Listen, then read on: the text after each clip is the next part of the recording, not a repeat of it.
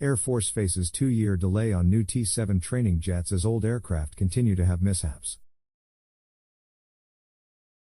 The Air Force's new T-7A Red Hawk training jet was expected to be delivered to the service this year, but software issues and concerns connected to the ejection system have pushed the first deliveries into 2025. A full fleet now won't be available to airmen until 2027.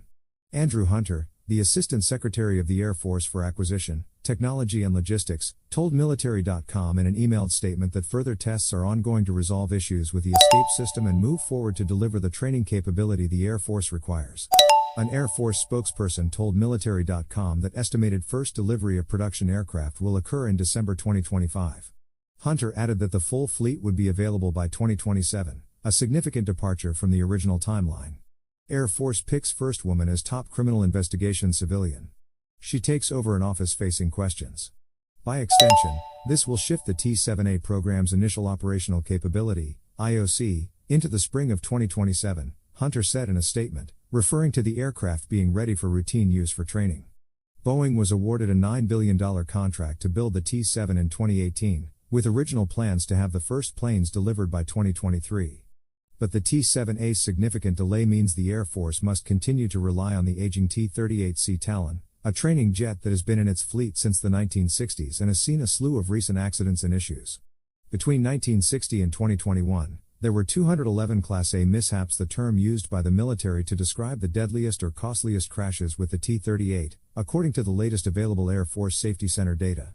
There have been a total of 86 pilot deaths and 149 fatalities of co-pilots and people on the ground in the Talon's 63-year history.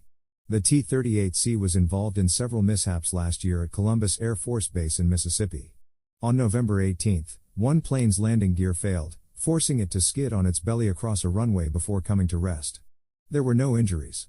Less than 2 weeks before, on November 7, an instructor pilot had to eject from his jet when it was rendered inoperable and unrecoverable upon initial takeoff, Colonel Jeremy Bergen, Columbus Air Force Base Vice Wing Commander, told reporters.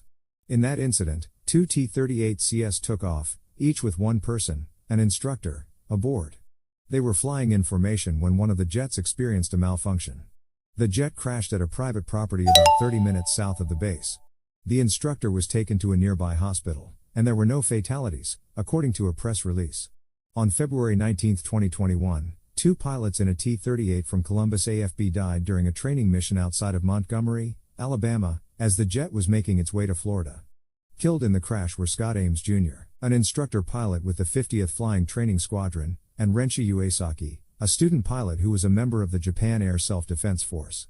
In May 2018, 2 pilots ejected from their T-38 near Columbus AFB, and the plane crashed in a remote part of northeast Mississippi. In August that same year, the base halted flight operations for 24 hours after a T-38 ejection seat inadvertently fired while the plane was undergoing inspection. An updated ejection system is one of the highlighted features on the new T-7A. It is planned to be more flexible for pilots of varying heights and weights than that on the Talon. The service told Military.com in December that technical challenges the Air Force has identified relate to flight control software and the escape system, adding that the ejection seat wasn't performing adequately and could have caused injury.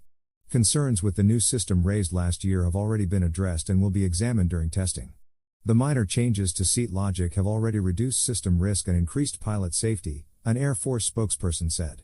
Additionally, the USAF and Boeing are studying the ejection seat performance throughout 2023 to identify additional enhancements, and Boeing will use the results of testing to inform changes needed to qualify the seat as safe for production.